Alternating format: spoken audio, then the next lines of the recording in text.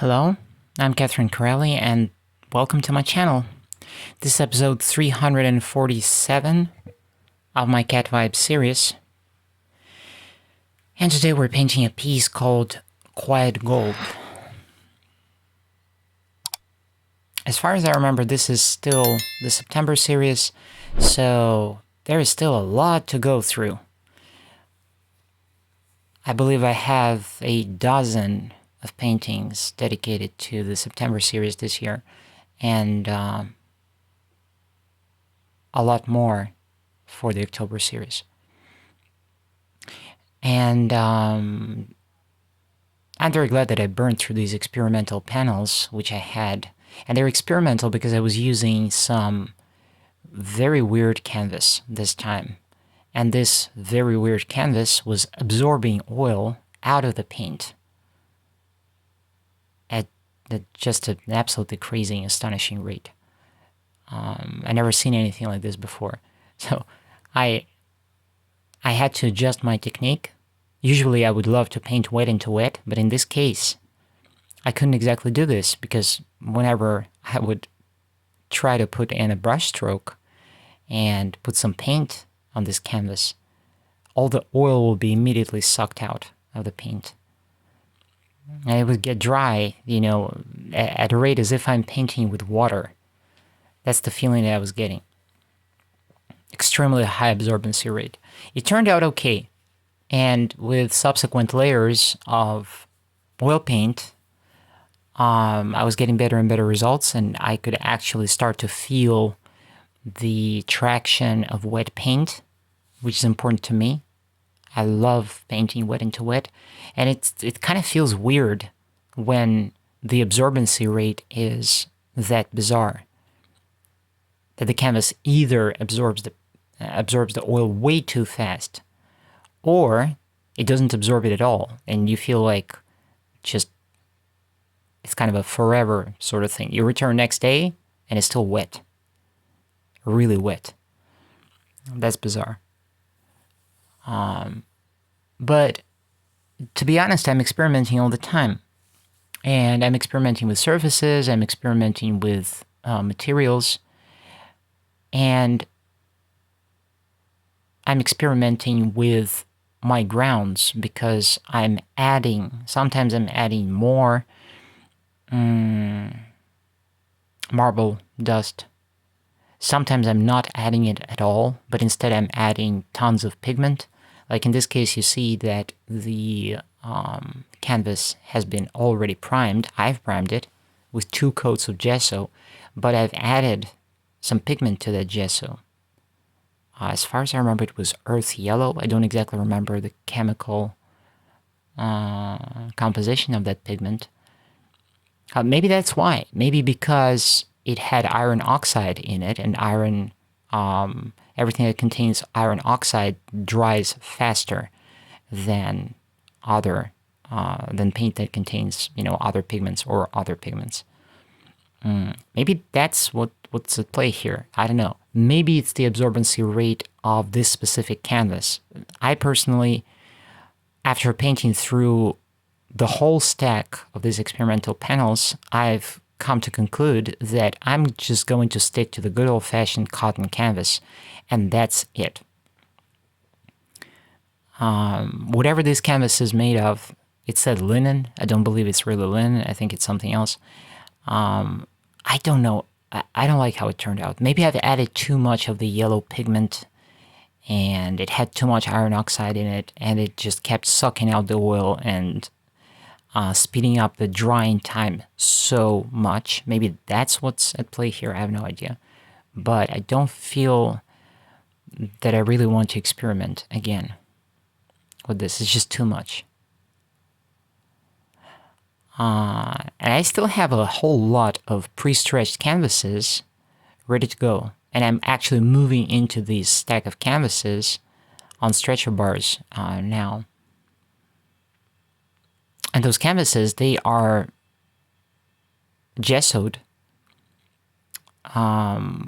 with various amounts of various pigments. So they're all toned.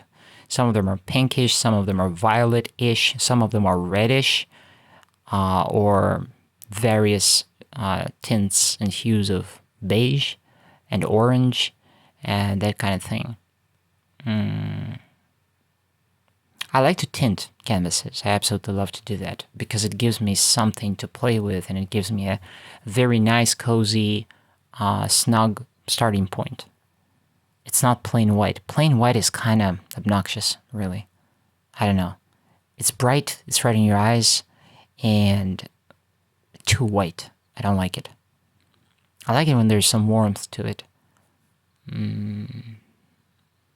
It's just easier to paint this way. Maybe it's just me, I don't know. Maybe it's just my perception. I love warm colors, but I also love it if I start with a warm toned surface, it allows me to better assess the cool tones in the future painting and to better manage that coolness. Personally, I'm a huge fan. I'm drawn to warm tones. I love warm tones. I love the brownish tones and the golden tones and oranges and reds and that kind of thing. I love it a lot. But I also need to create the context for all of these warm tones to actually pop. So I'm usually actively working with the greens, you see. All right? Some of these greens are cool. Other greens are warm. Some of these greens are dull and grayish, and other greens are bluish and more intense. So it kind of depends. But to me, this is all these other colors and tints and whatnot, they are supportive of the highlights. And the highlights, for the most part, because, so far, because I love to paint sunlit landscapes or something that has warm light on it, these highlights are usually warm, so they have to be put in a proper context. Sometimes I'm looking at a finished painting of mine and I'm thinking, the temperature is too cold, maybe. Or maybe it could have been warmer. But that's not because something's wrong with the paint. That's because the overall balance of warm and cold, I didn't nail it, maybe. And I think everybody's different in that regard. Some people like cooler paintings, some people like warmer paintings. But it's not just about the colors, just about the pigments. It's about the overall balance. And what feeling does the painting convey? It's very subtle stuff, but I think it's really important. It's really important. So this is a scene from September, I believe, looking down the road with that huge big tree lit up brightly in the setting sun.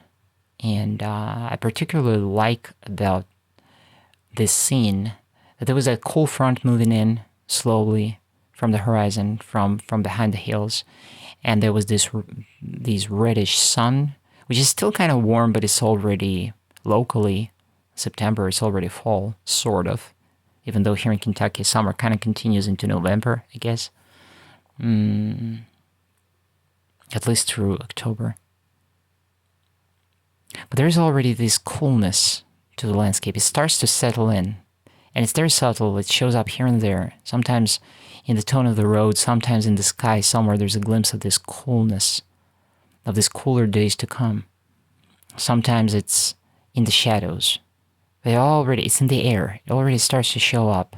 And I'm trying to capture these little subtleties, and I'm doing it my way, of course, And by the way, speaking of which, this is why I think that photography is a completely different animal. Photography, taking a photo, does not really capture the subtlety of those tonal variations.